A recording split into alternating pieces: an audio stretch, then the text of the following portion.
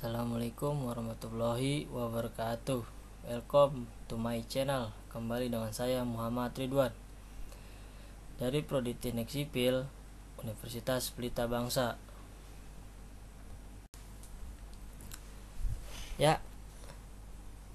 Saya akan menjelaskan tentang pengertian teknik sipil.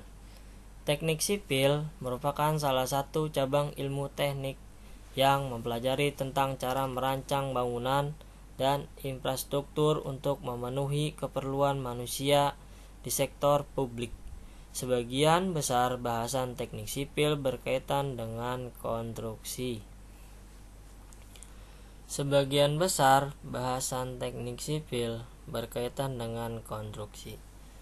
Teknik sipil diperkirakan telah diterapkan sejak 4000 tahun sebelum Masehi bersamaan dengan pembangunan piramida di Mesir dan tembok besar Tiongkok di Tiongkok. Ilmu teknik sipil menggabungkan pengetahuan matematika, fisika, kimia, biologi, geologi, lingkungan, hingga komputer.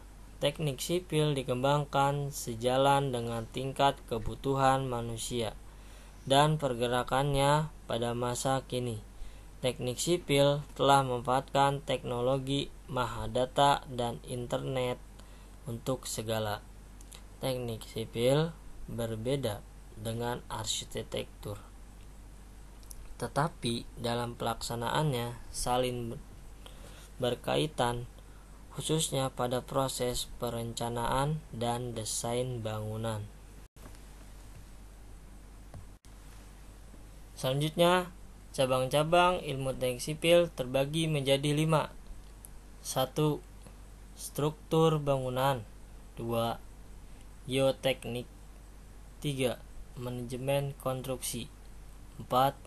Hidrologi. 5. Transportasi.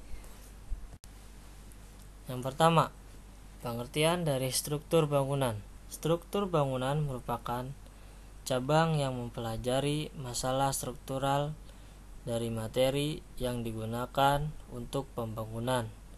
Sebuah bentuk bangunan mungkin dibuat dari beberapa pilihan jenis material seperti baja, beton, kayu, kaca, atau bahan lainnya. Setiap bahan tersebut mempunyai karakteristik masing-masing. Ilmu bidang struktural mempelajari sifat-sifat material itu sehingga pada akhirnya dapat dipilih material mana yang cocok untuk jenis bangunan tersebut. Dalam bidang ini dipelajari lebih mendalam hal yang berkaitan dengan perencanaan struktur bangunan, jalan, jembatan, terowongan, dari pembangunan pondasi hingga bangunan siap digunakan.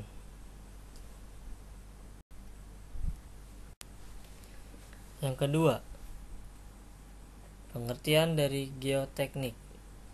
Geoteknik merupakan cabang yang mempelajari struktur dan sifat berbagai macam tanah dan batuan dalam menopang suatu bangunan yang akan berdiri di atasnya.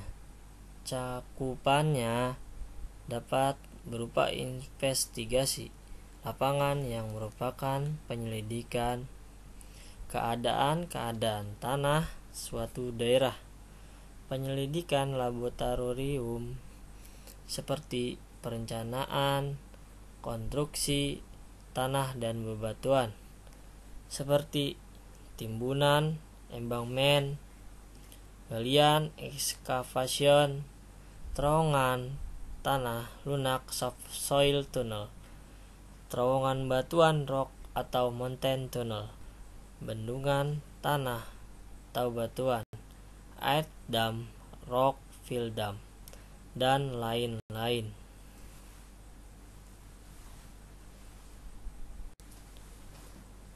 Yang ketiga, manajemen konstruksi. Manajemen konstruksi merupakan cabang yang mempelajari masalah dalam proyek konstruksi yang berkaitan dengan ekonomi, penjadwalan, pekerjaan, pengembalian modal, biaya proyek, semua hal yang berkaitan dengan hukum dan perizinan bangunan hingga pengorganisasian pekerjaan di lapangan, sehingga diharapkan bangunan tersebut selesai tepat waktu. Yang keempat, hidrologi. Hidrologi merupakan cabang yang mempelajari air, distribusi, pengendalian, dan permasalahannya. Mencakup bidang ini antara lain cabang ilmu hidrologi, air berkenaan dengan cuaca, curah hujan, debit air sebuah sungai, debit banjir, dan sebagainya. Hidrolika sifat material air, tekanan air, gaya dorong air, dan sebagainya. Dan bangunan air seperti pelabuhan, irigasi, waduk atau bendungan dam, kanal.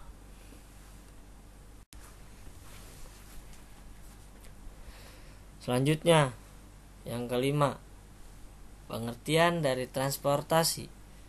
Teknik transportasi bertugas untuk memastikan perjalanan manusia dan barang secara aman dan praktis. Ini adalah cabang dari teknik sipil. Aspek perencanaan dari teknik transportasi berhubungan dengan rencana pembangunan kota dan melibatkan peramalan keputusan dan faktor politik. Teknis peramalan dari perjalanan penumpang biasanya melibatkan apa yang disebut 4 langkah perencanaan model transportasi.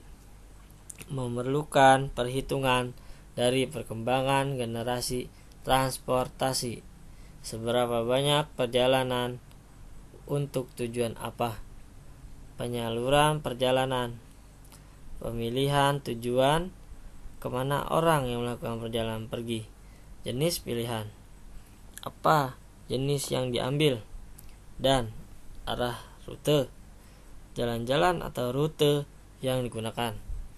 Orang yang lebih berpengalaman dalam peramalan bisa memasukkan aspek lain dari pemilihan orang yang melakukan perjalanan, meliputi kepemilikan otomatis, rangkaian perjalanan, putusan untuk menghubungkan perjalanan pribadi menjadi bersama-sama dalam sebuah tur, dan pemilihan dari lahan pemukiman atau lokasi bisnis. Pengetahuan perencanaan penggunaan lahan. Aspek desain dari teknik transportasi meliputi ukuran fasilitas transportasi, berapa banyak jalur atau berapa banyak kapasitas yang dimiliki oleh fasilitas, pemilihan material, dan kepadatan bahan yang digunakan dalam pembayaran. Desain perhitungan atau kelurusan vertikal dan horizontal dari jalan operasi dan pengelolaan melibatkan teknik transportasi. Karena itu, kendaraan bergerak secara perlahan di jalan atau jalur. Teknik lama meliputi rambu-rambu, isyarat, dan marka. Teknologi terbaru melibatkan sistem transportasi yang cerdas, meliputi kemajuan sistem informasi orang yang melakukan perjalanan, seperti faktor penanda pesan, kemajuan sistem lalu lintas, seperti pengukur lereng. Faktor manusia penting dalam teknik transportasi, khususnya mengenai alat hubung, sarana pengendara, alat penghubung pengguna, rambu-rambu, isyarat, dan marka. Cukup sekian materi dari saya.